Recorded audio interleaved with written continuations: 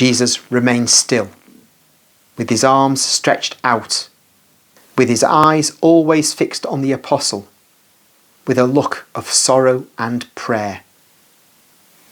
And Judas, like one coming out of delirium, rubs his forehead and sweaty face with his hand.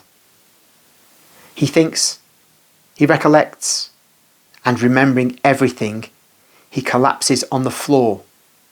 Whether weeping or not, I do not know. He certainly falls on the floor, as if his strength failed him. Jesus lowers his eyes and arms, and in a low but clear voice he says, "Well? Do I hate you? I could strike you with my foot. I could tread on you, calling you worm. I could curse you as I freed you from the power that makes you rave. You thought that my impossibility to curse you was weakness. Oh, it is not weakness. It is because I am the Saviour, and the Saviour cannot curse. He can save. He wants to save. You said, I am the strength that hates you and will defeat you.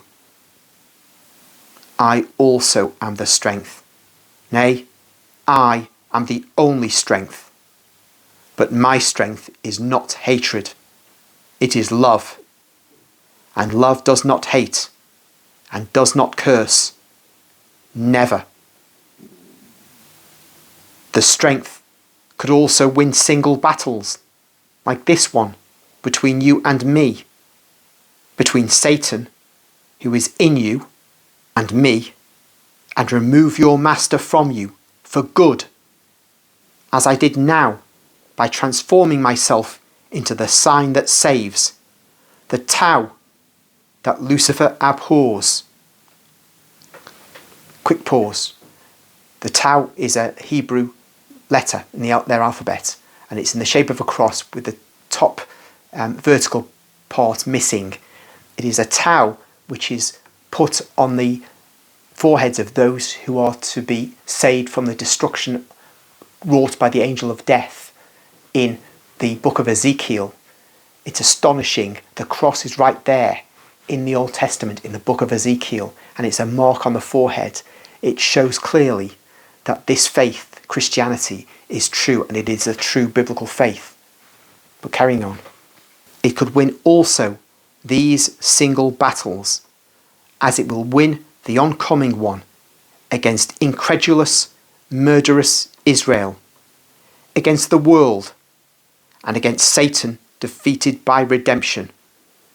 It could win also these single battles, as it will win the last one, remote for those who count by centuries, close at hand for those who measure time with the measure of eternity. But of what avail would it be to infringe the perfect rules of my Father? Would it be justice? Would it be merit? No. It would be neither justice nor merit. It would not be justice with regard to guilty men who have not been deprived of the freedom of being so, and who on the last day could ask me for the reason for their damnation, and reproach me for my partiality for you alone. 10,000 and 100,000 people, 70 times 10,000 and 100,000 people will commit the same sins as yours and will become demons through their own wills, and they will be the offenders of God, the torturers of their fathers and mothers, killers, thieves, liars, adulterers, lewd and sacrilegious people, and in the end, deicides, killing the Christ materially on a day close at hand, killing him spiritually in future times.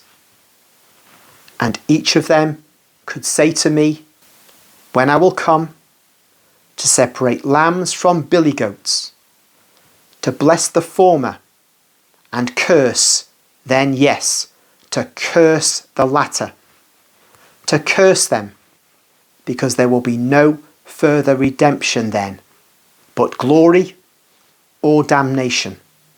To curse them once again, after cursing them individually at their death first, and at their individual judgment. Because man, and you know this, because you have heard me say so 100, 1,000 times, because man can save himself while he is alive, up to his last breath.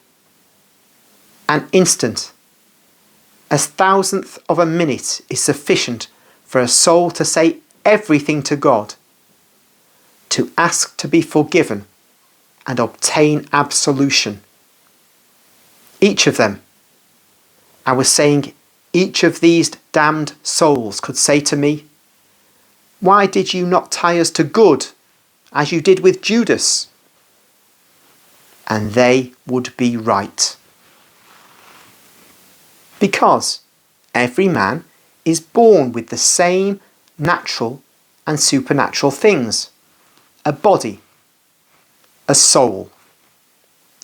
And while the body, being generated by men, may be more or less robust and healthy at birth, the soul, created by God, is the same for everybody, endowed by God with the same properties and gifts.